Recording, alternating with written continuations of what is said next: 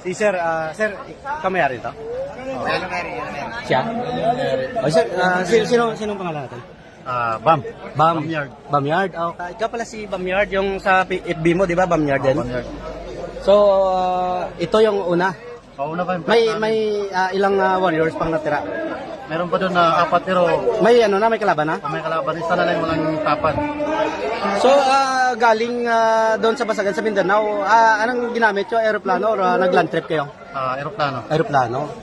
So, need yun ang warriors natin na magpahinga muna. Kaya, Saturday natin inilaban. Saturday.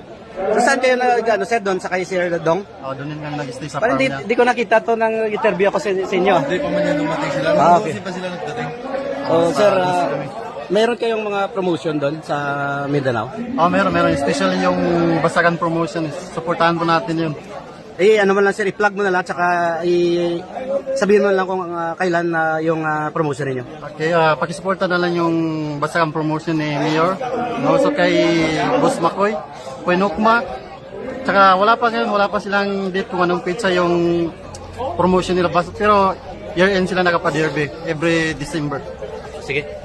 I-feel free lang sir, i-send mo lang yung promotional ads nyo sa messenger ng Wax Life Sige, no. para ma-promote natin kasi may live program ito every night 8 to 10 p.m. Sige sir, good luck sa fight. Wala pa yung kalaban nyo? Yung kalaban nyo nandun? Bro, di na yung kontra nyo? Sir, saan yung kalaban nyo? Wala dyan?